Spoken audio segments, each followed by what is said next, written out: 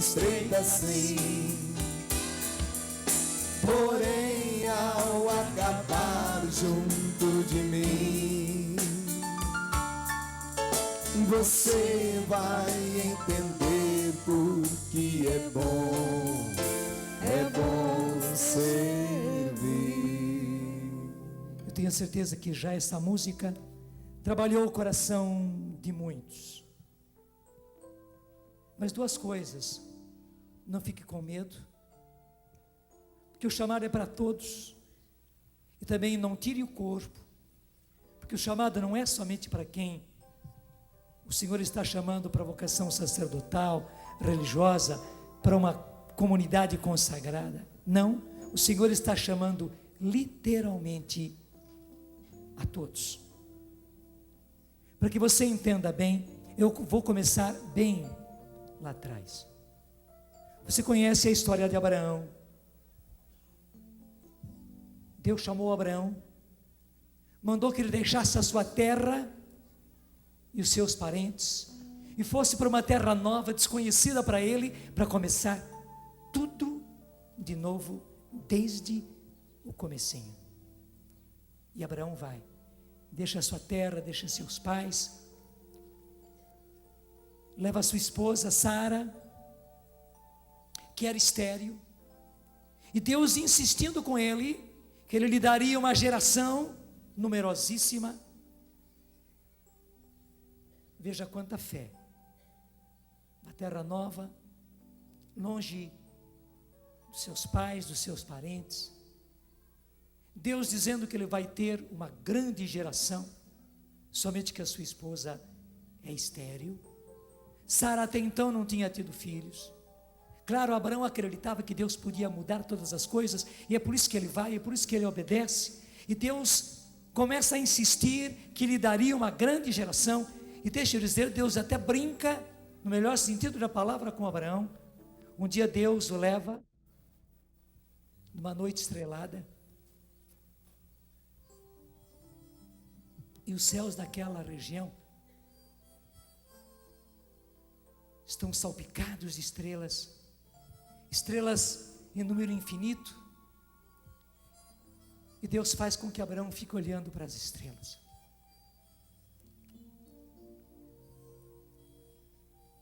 Depois de Abraão ter bebido aquela beleza, Deus diz: eu vou te dar filhos tão numerosos como essas estrelas. E disseram mais ainda: os seus filhos serão como as areias da praia do mar. Só que a sua esposa é estéril, e passam os anos, entram outros anos, e nada muda. Por um lado, a fé crescia no coração de Abraão, mas por outro lado, os fatos mostravam o contrário. Até quando a própria Sara, quase que no desespero, entra por um caminho humano e diz a Abraão que ele pegasse uma escrava, era costume da época, que ela suscitasse um filho daquela escrava de Sara, porque assim pelo menos ela lhe daria um filho, porque do seu ventre ela via que não era capaz de lhe dar um filho. Abraão, infelizmente, vai na conversa de Sara, também ele desejoso de ter um filho, e até pensando com boa vontade que esta seria a maneira, a vontade de Deus, acaba se aproximando de Agar. Agar engravida, tem um filho, e Agar e esta criança acabam trazendo grandes problemas para Sara, depois para Abraão, para a própria Agar, uma enorme confusão, porque era um caminho humano, não era o caminho de Deus. Deus ia pelo impossível e não por aquilo que era possível. Agar era fecunda, mas Deus tinha um filho para Abraão da sua esposa Sara, que era estéril. Por fim, depois de muito tempo, depois que Deus mesmo visita Abraão, na figura daqueles 3 personagens que a Bíblia explica que eram 3 anjos, mas ao mesmo tempo a própria Bíblia diz, era o Senhor. Depois que Deus mesmo, Deus uno e trino, visita Abraão. Sara fica grávida e depois tem o seu filho Isaac. Que beleza! A promessa de Deus tinha se realizado. Abraão agora tinha um filho e aquele filho começa a crescer. Foi o único, porque Sara continuava estéril. Aquele filho era o filho da promessa, era um milagre de Deus. Sara não deu mais nenhum filho para Abraão. Por isso o menino foi crescendo, estava lá pelos 12 anos. Quando o menino já pode ler a palavra de Deus, portanto já estava compreendendo as coisas, e Deus chama Abraão de novo e diz: agora Abraão, vai e sacrifica para mim o teu filho. E Abraão entendeu que Deus estava pedindo sacrificar. Não era apenas fazer um gesto de oferta, não, era sacrificar em sacrifício. Assim como naquele tempo eles pegavam uma ovelha, um cordeiro, degolavam aquele cordeiro e faziam descer todo o sangue, e o sangue era derramado sobre o altar. Depois pegava aquele cordeiro e colocava sobre a lenha do sacrifício, punha fogo naquela lenha, e daí o cordeiro todinho, ele era queimado, portanto imolado até o fim, nada sobrava. Tudo isso em oferta a Deus. E por que isso? Era a mentalidade da época. Eu não posso dar a minha vida, porque Deus não permite eu tirar a minha própria vida. Mas então, eu entrego a Deus o que eu tenho de precioso. Eu pego o melhor do meu rebanho, eu pego uma ovelha, eu pego um cordeiro, sem mancha, e consagro a Deus, e oferto a vida desse cordeiro, dessa ovelha, para Deus, em sacrifício. O que eu não posso fazer com a minha vida, eu faço através desse animal do meu rebanho. Mas é uma vida que eu estou entregando. Você pode imaginar o que se passou no coração de Abraão e no coração de Sara. E Deus não desistia da sua promessa. Deus lhe daria uma grande geração. Chegou o dia, isso está narrado no capítulo 22 do Gênesis. Abraão levanta muito cedo, pega o seu filho.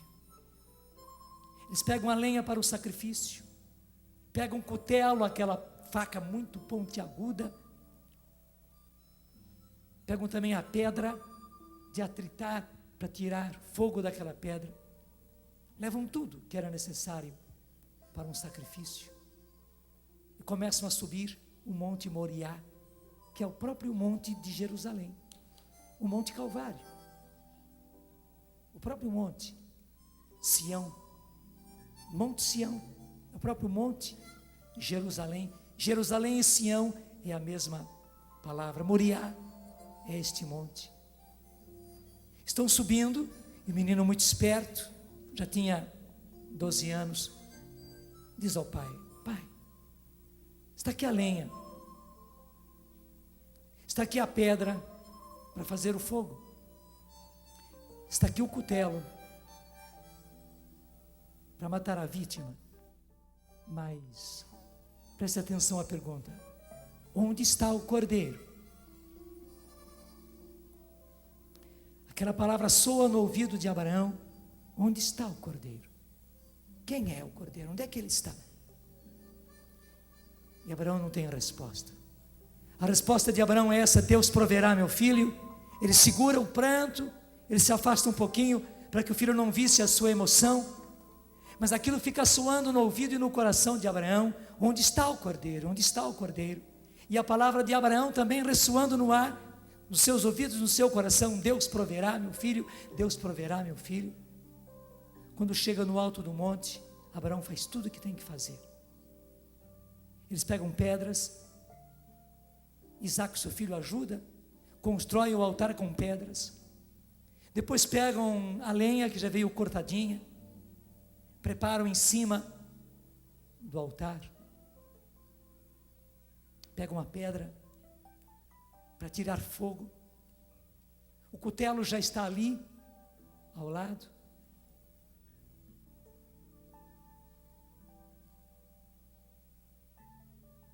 Vocês viram os olhos do menino Jesus nas cenas que a Canção Nova apresentou antes do Natal e no Natal? O nosso menino, o Thales,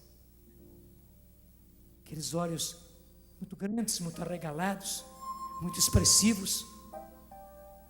Foi com olhos assim que Isaac olhou para o seu pai, olhou para o altar, olhou para a lenha, olhou para o cutelo e entendeu tudo. A vítima era ele. Ele não diz uma palavra, mas era o seu Deus. E ele aceita. Ele aceita. Nem é preciso Abraão colocá-lo em cima, não, ele sobe. É esperto.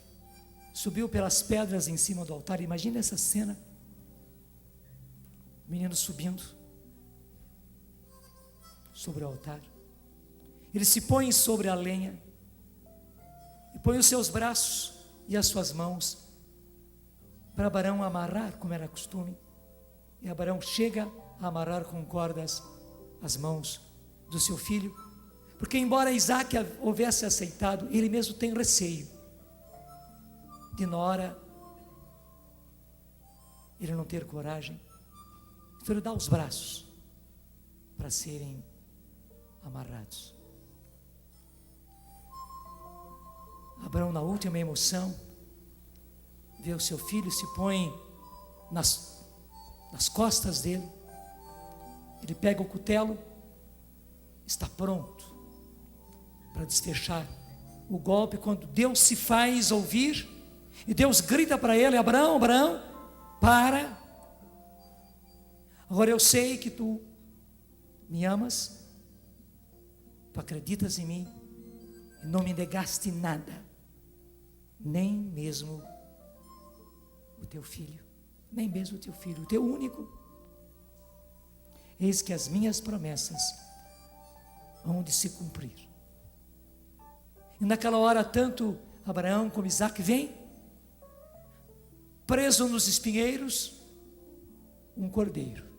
Lá estava um cordeiro, branquinho, novo, na idade correta de um cordeiro ser imolado.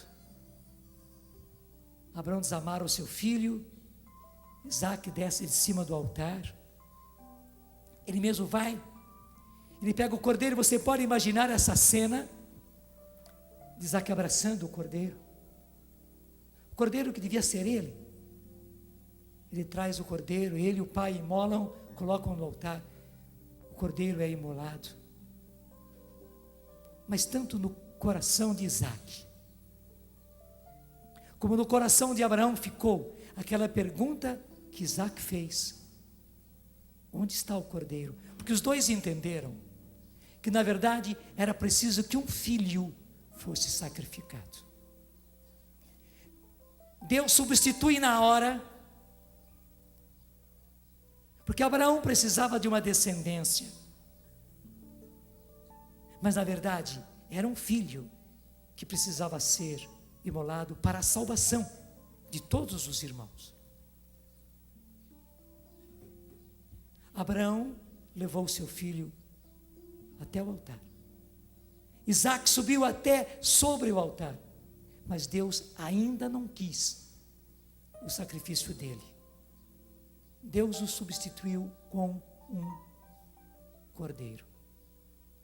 E gente, aquela pergunta ficou durante todo o Antigo Testamento. Vieram os patriarcas, veio Moisés, vieram os profetas. Quando chega Isaías dá uma grande explicação, mostrando que aquele cordeiro que eles perguntavam: onde está o cordeiro? Quem é esse cordeiro?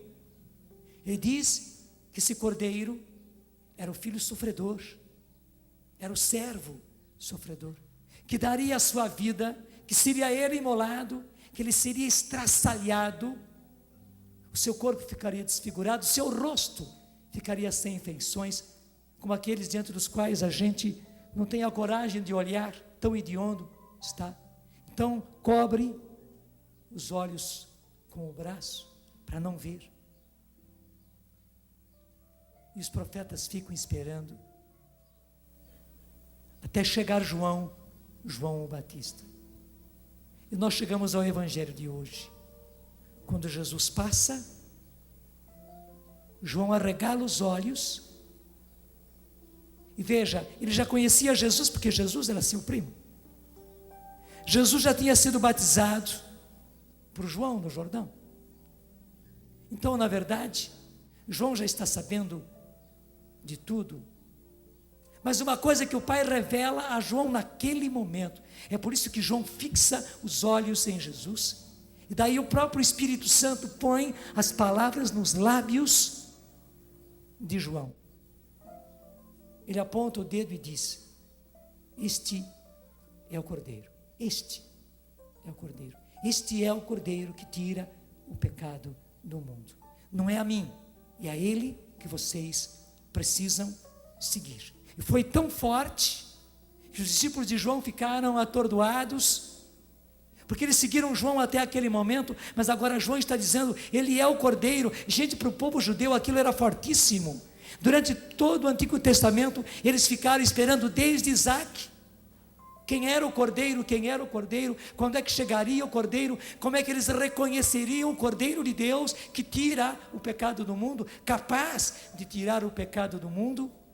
E agora João está apontando, é Ele, eis o Cordeiro de Deus, eis o Cordeiro que tira o pecado do mundo, Ele é que vai ser imolado. Isaac não foi, nenhum de nós adiantaria sermos imolados, era preciso que Ele é que fosse imolado.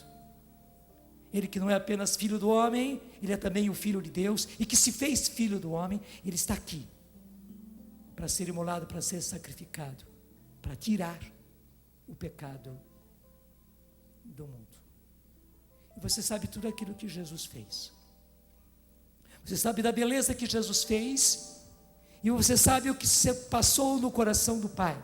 Agora, ouvindo a história de Abraão, você pode calcular o que aconteceu no coração do Pai, porque em geral, quando nós olhamos para o crucifixo, nós pensamos em Jesus. Quando nós meditamos nas dores de Jesus, nós pensamos nele, mas nós dificilmente pensamos no que se passou no coração do Pai, porque o Pai é Pai. Talvez a gente pense que o Pai queria ver sangue, que o Pai queria ver morte. Não, o Pai é Pai. Deus é de amor, Deus é de vida e não de morte. O Pai não quereria ter que ver sangue, o Pai não quereria ter que ver morte. Por que é que o Pai aceita que o seu filho seja sacrificado numa cruz, pelos próprios homens que ele precisa salvar? O Pai aceita, porque era o único jeito de salvar os seus filhos, os irmãos do seu filho Jesus. É só por isso que o Pai aceita. É só por isso que o Pai aceita.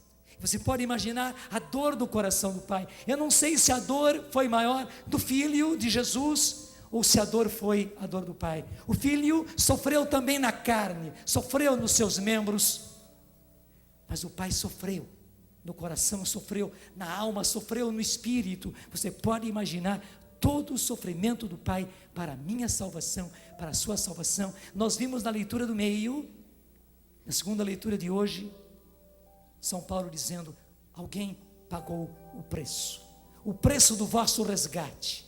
Vós valeis muito, valeis um preço preciosíssimo, o preço do sangue do Cordeiro que foi imolado por vós. Deixa eu dizer hoje para você, você vale um preço muito alto. O que o Pai não aceitou de Isaac, aceitou do seu filho. O que o Pai não aceitou de Abraão, o Pai aceitou de si, do seu coração, a dor de ver o seu filho sacrificado daquela forma na cruz.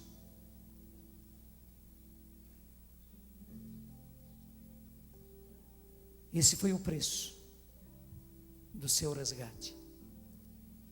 Gente, nós não podemos jogar irresponsavelmente a nossa vocação.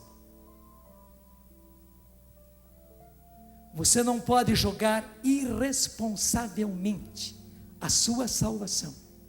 Não pode. Porque você podia até dizer, não, a minha salvação é minha, eu vou para onde eu quero, eu vou para o céu, eu vou para o inferno do jeito que eu quiser. Se eu for para o inferno, vontade minha, mentira. Você não tem o direito de ir para o inferno, não tem. Você não tem o direito de continuar no pecado, não tem. Você não tem o direito de servir ao pecado e, portanto, servir ao mundo e servir ao demônio. Não tem, porque alguém resgatou você. E resgatou você ao preço do próprio sangue. Alguém resgatou você ao preço da sua própria vida. Você não tem mais o direito de servir ao pecado. Digo mais, você não tem o direito de ir para o inferno. Você só tem o direito de ir para o céu. Você só tem o direito de ser santo. Esse é o seu único direito. Direito que hoje você tem, porque alguém pagou o seu preço. E agora, pelo evangelho de hoje, quando João aponta, ele diz: eis o Cordeiro de Deus que tira o pecado do mundo. E é a ele que vocês têm que seguir. Tiago e João, o primeiro é certo que é Tiago. Aliás, André e Tiago. O primeiro é certo que é André. O segundo, tudo indica que era João. Acompanham Jesus.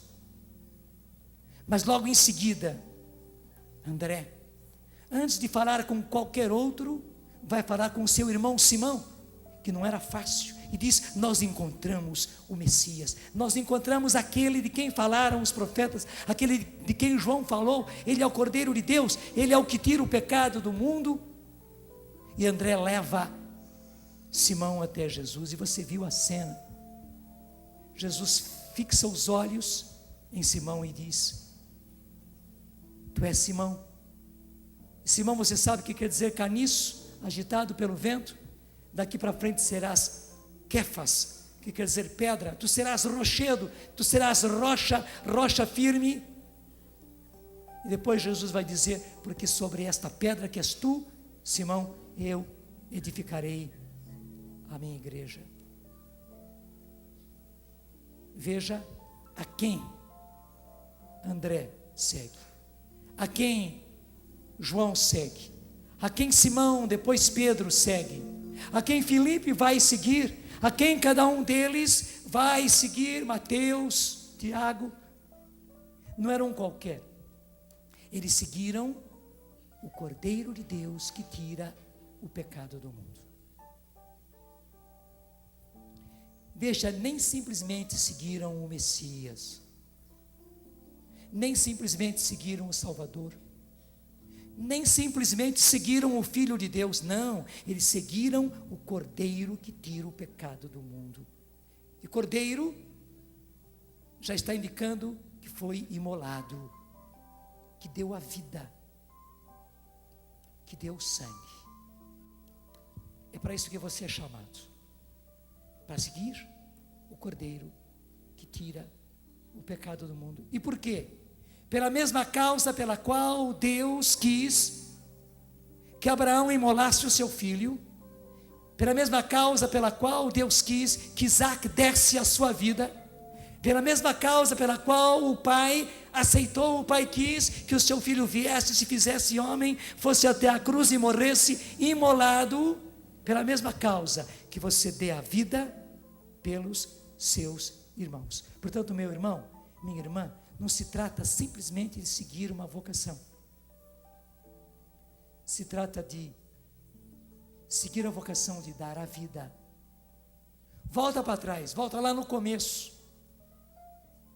Porque para Jesus o Pai quis a vida, o Pai quis o sangue, o Pai quis a morte, o Pai quis, aceitou. Lá no começo de Isaac, não. O Pai só fez Isaac chegar em cima do altar. O que o Pai está pedindo é a sua vida. Seja qual for a sua vocação. Depois vem a vocação de seguir Jesus no sacerdócio. Depois. A primeira vocação, o primeiro chamado é dar a vida. E dar a vida para a salvação dos irmãos. E dar a vida quer dizer gastar a vida. É ir até o fim, sem medo, igualzinho Isaac. Ele mesmo sobe sobre o altar de pedra, ele mesmo se põe sobre a lenha, ele mesmo apresenta ao Pai as suas mãos para serem amarrados. O Pai está chamando você literalmente para dar a vida. Por isso que eu disse, não fique com medo, porque está chamando a todos. Só que depois existe a maneira de seguir a vocação. Quem é chamado ao sacerdócio não é para ter a dignidade de sacerdote, não, é para dar a vida. Quem é chamado à vida religiosa, a vida enclausurada, como as nossas irmãs clarissas, como as carmelitas, como tantas outras vocações de contemplação. Quem é chamado para outro tipo de congregação ativa, quem é chamado para uma comunidade de vida consagrada, e hoje temos muitas no Brasil, graças a Deus. Esta é a segunda coisa. A primeira coisa é dar a vida. Mas deixa eu dizer uma coisa muito importante. Muitíssimos são chamados como Abraão e Sara a darem a vida no matrimônio, no casamento. E veja, se há uma vida onde é preciso dar a vida, onde é preciso dar o sangue, onde é preciso se gastar até o fim, é o matrimônio. É por isso que muita gente para no caminho, é por isso que muita gente arrepia caminho e volta atrás, é por isso que muita gente acaba se largando, se deixando, partindo para o divórcio, porque foram buscar a sua felicidade, porque foram buscar o seu bem-estar, porque foram buscar o seu prazer, porque foram buscar um marido, porque foram buscar uma mulher, e não estavam dispostos a dar a vida. Porque veja, se há uma vocação para a qual é preciso dar a vida, é o casamento, é o matrimônio. Eu sei que é muito bonito para você que é menina, estar sonhando com aquele que Deus já destinou a você, e é justo que você sonhe, porque Abraão sonhou também com a promessa que Deus lhe fazia. Mas saiba, minha filha, que esse chamado é um chamado para dar a vida. Dar a vida pelo seu marido, pelos seus filhos, depois pelos seus netos, e dar a vida por muita gente como mãe de família. Você sabe que até mesmo o seu corpo vai se gastar. Com todo respeito, é só ver o corpo hoje da sua mãe, da sua avó, que não é mais aquele corpo bonito, esbelto, quando a sua mãe também tinha a sua idade e tinha a sua beleza, e talvez era bem mais bonita do que você. Mas ela gastou-se literalmente por você, seu pai, seus irmãos, seus sobrinhos que são os netos dela. Verdade ou não é? Com os rapazes é a mesma coisa.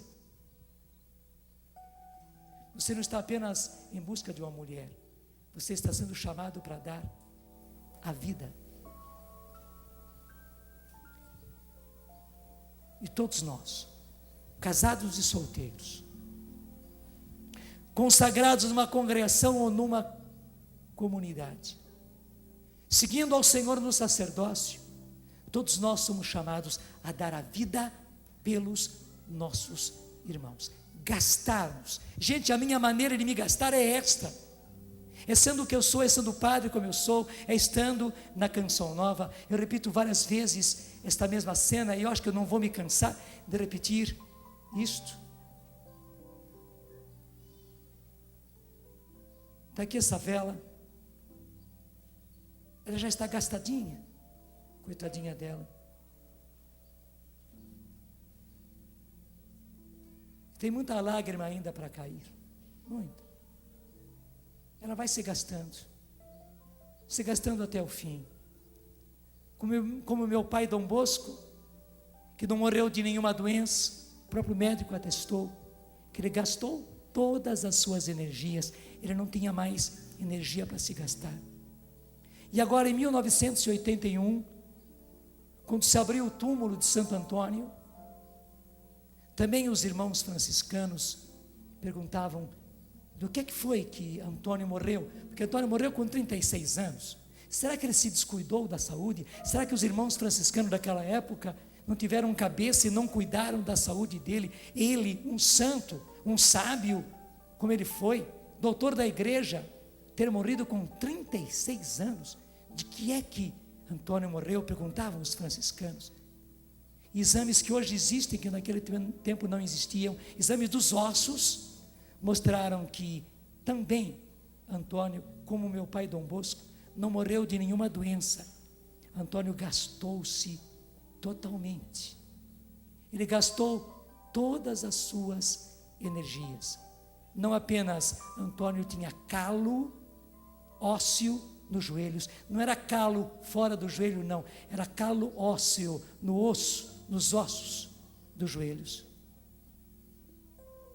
Antônio se gastou totalmente. Meu filho, minha filha, esta é a sua vocação. Esse é o seu chamado. E depois, dedicar-se a Deus no sacerdócio, na vocação religiosa, numa consagração, no matrimônio. Depois, onde é que você vai se gastar? Até eu digo, se você pensa que a sua vida vai ser um mar de rosas, você vai se frustrar, você vai se decepcionar, porque seja qual for a sua vocação, você é chamada ao casamento, você é chamado ao casamento, não se iluda, não é só na vocação de Clarissa ou de Carmelita, também na vocação ao sacerdócio, você é chamado, você é chamada a dar a vida, a gastar a sua vida até o fim, para a salvação daquele com quem Deus casou você e todos os filhos e todos os netos e todos aqueles com os quais você se ligar com laços de sangue. Não se iluda, senão você vai se frustrar, vai se decepcionar. Mas que bonito, quando a gente está disposto a dar a vida, todo o resto é vantagem, todo o resto é lucro. Você já estava disposto como Isaac a dar a vida? Você chegou a subir no altar, subiu em cima da lenha? Então, tudo que vier a mais é lucro. Deus vai nos dar alegrias? Vai. Não resta dúvida. Eu estou gastando a minha vida, preciso gastar mais ainda. De quando em quando Deus me dá uns diazinhos para eu descansar um pouco, para poder retomar com mais afinco. Tenho que me gastar muito mais. Deus me dá alegrias, Deus me dá grandes alegrias. Uma alegria foi hoje entrar para essa missa com todos esses padres, com todos esses seminaristas que estão aqui.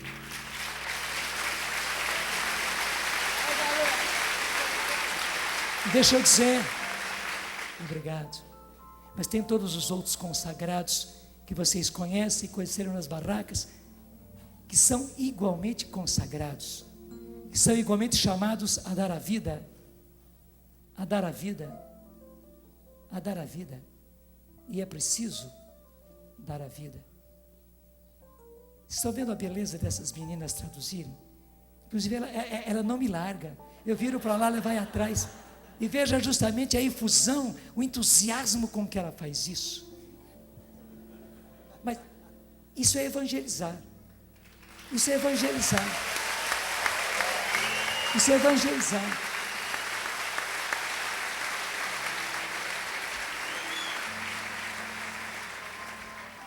Qual é a sua maneira de dar a vida? A maneira delas é dar a vida assim, se gastar assim. E eu estou dizendo para elas, não é só fazer uma tradução, é dar a vida pelos 8 milhões de irmãos nossos que não ouvem, mas que têm o direito de serem evangelizados, que são filhos e filhas de Deus. São 8 milhões no Brasil. Eles precisam ser evangelizados, eles precisam dar a vida, eles precisam dar a vida. Qual é a maneira que Deus escolheu para você dar a vida? no seu casamento? Quais são as pessoas que dependem de você para serem salvas? Quais são as pessoas? Existe aquela historinha, eu não sou muito bom para contar historinha, mas em todo caso,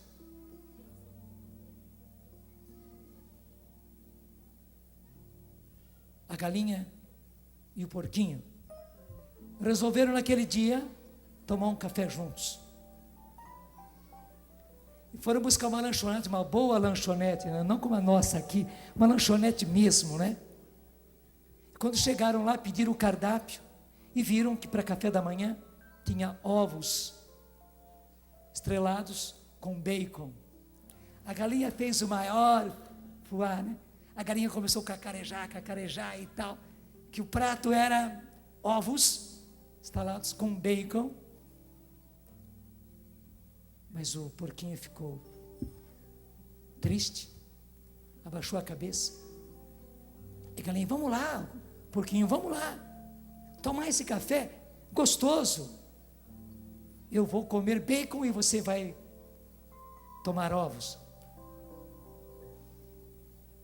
E o porquinho ficou lá de cabeça baixa. E a galinha ficou pensando, por que o porquinho está tão triste assim? Provocou, até que o porquinho falou e disse, para você dar o ovo, é muito fácil. É apenas uma questão de esforço. Depois você faz a maior festa, e já deu o ovo. Mas para eu dar o bacon, eu tenho que dar a vida. Gente, Deus está procurando, desculpe a expressão, não galinhas que deem simplesmente o ovo e façam a maior festa. Deus está procurando homens e mulheres, rapazes e moças dispostos a dar a vida,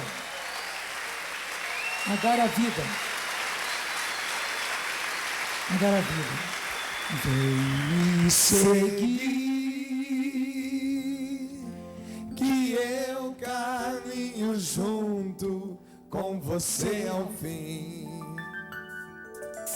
Depois da caminhada, você é feliz. Se deixa todas as coisas só por mim.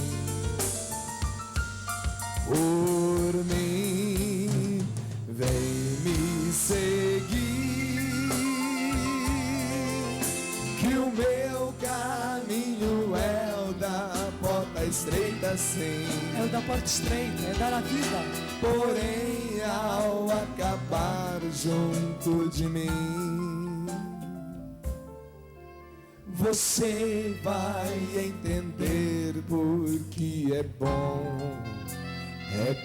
ser. Vai ficando em pé e reza isso. Alguém chama, Ele me ama é por amor que Ele está chamando você. e me conduz e me quer De feliz. verdade, Ele quer a sua felicidade. Ele fala, Você tem que dar a vida, mas você vai ser só feliz. escuto É a felicidade que Ele quer. para o mundo. Mas a felicidade tem um preço. Dar a vida. E o que Ele me diz. Abra o seu braço e canta. Vem me seguir, que eu caminho junto com você ao fim. Depois da caminhada, você é feliz. Se deixa todas as coisas só por mim.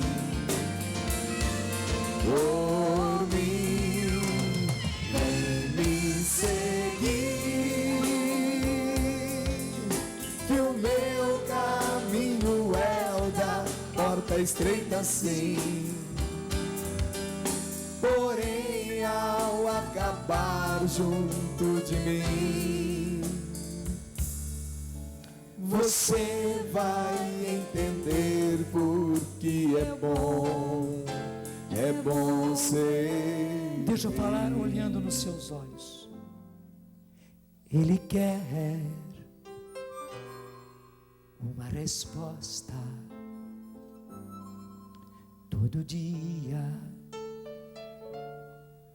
de você, meu filho, minha filha. É difícil a caminhada e por isso Ele lhe estende a mão. Canta agora, de todo o coração. Vem me seguir, e eu caminho junto com você ao fim. Depois da caminhada, você é feliz. Se deixa todas as coisas só por mim. Por mim, vem me seguir, que o meu caminho é o da porta estreita, sim. Porém, ao acabar junto de mim, você vai entender por que é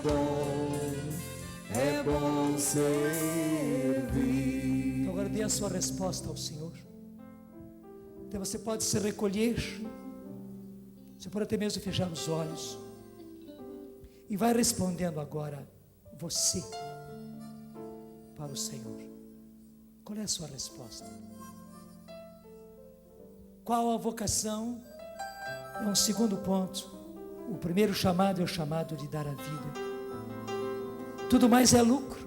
É no sacerdócio, é lucro. É no casamento, é lucro. É na vida religiosa, é lucro. É numa comunidade, é lucro. Porque o primeiro chamado é dar a vida. Vai falando com o Senhor. Vai dando você mesmo a resposta. A resposta é sua.